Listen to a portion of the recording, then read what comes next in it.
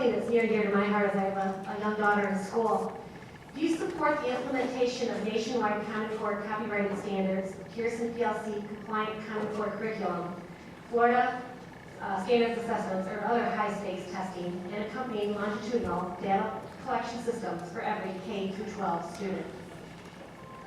Absolutely not. I've seen the devastation that Common Core has brought to our school system, our education system.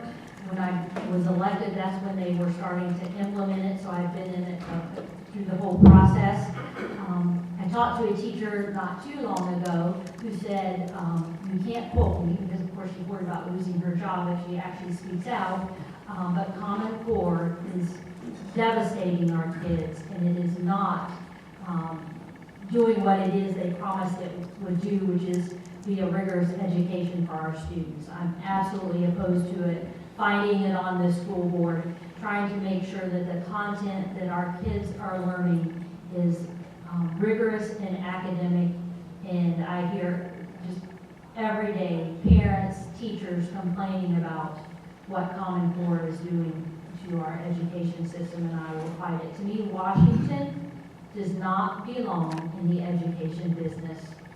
We send our money to Washington, they send down, and I see this on the school board, they send it back down to us, of course much less than what we sent them, with all kinds of mandates and rules that we have to follow and implement. So it's basically strings on a puppet and we're dancing to their tune.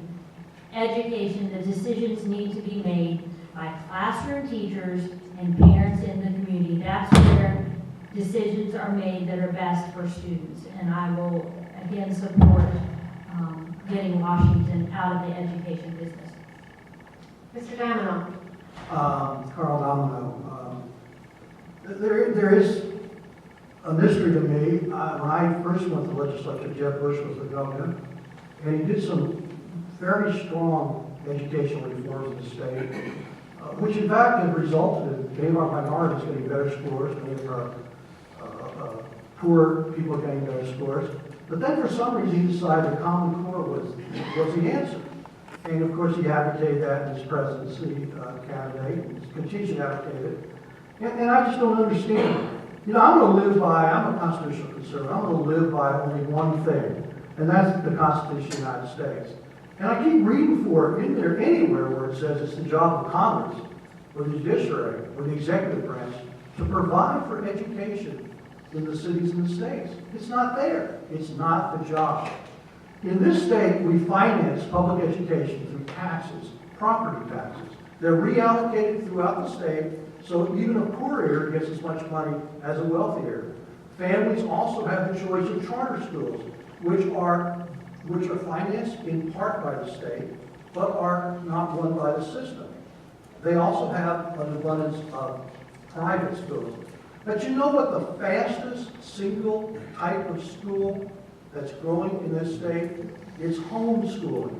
Because parents no longer want their children corrupted by teachers who think inevitably and invariably are collectivist and very left-wing. This is not the role of the government, and I will fight Common Core as hard as I could.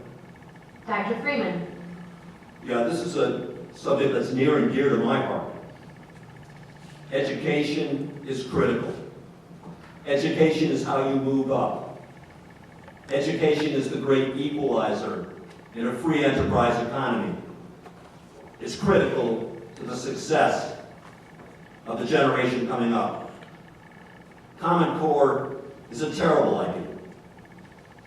You're eliminating the critical factor in education. Critical factor in education is the emotional transfer between the teacher and his or her students. Really, what is education about? You're not going to remember all the facts you learned. What you're doing in school, what a kid needs to get in school, is to learn how to learn. And secondly, learn how to get along with their peers. These are the critical factors to education, which is why sports are so important, because that's where they learn to get along with their peers. Mr. Cozell. Rick Cozell. I am strongly opposed to Common Core. I support the idea of accountability in the system, but Common Core is not the answer. My wife spent nearly a decade as an elementary school teacher right here in this community, kindergarten and then third grade.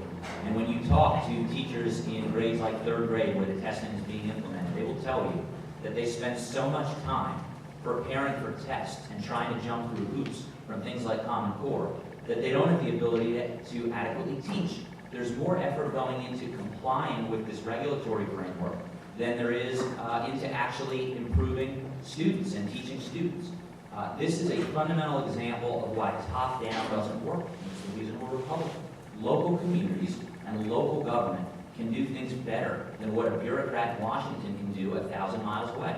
And a top-down standard like Common Core that tries to give a bureaucrat 1,000 miles away a broader degree of discretion over our local education is not the answer. If you look at people like our local superintendent and our local school board members, these are the people I trust with our children's education. I trust them for one simple reason, and that is if they don't do it right, we vote them out. Many of them are up for election this year. That's how we create accountability in the process. We empower local communities to make decisions, and then we ensure that local communities have the ability to hold educators and hold administrators accountable. The key is accountability, not standards for their own sake. Common Core is standards for their own sake, and it is not the answer to fixing education. Mr. Mast. Brian Mast. I'm absolutely opposed to Common Core, and I think the most upsetting thing about Common Core that it doesn't matter if you're on the right or the left. You can't look at Common Core and say, this is the answer to education that's going to take us right now from being at best in the middle of the pack somewhere and return us to number one. It's just not the solution. So I don't know why anybody is arguing that it needs to be the case for its implementation. It's just not the solution.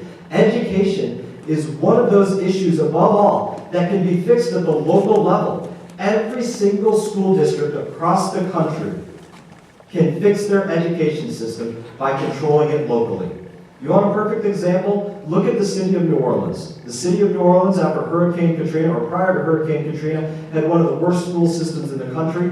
After Hurricane Katrina, they essentially made all of their schools charter schools, and now you have schools that in the exact same locations where they once graduated less than 50% of a class, they're now having college acceptance rates of near 100%.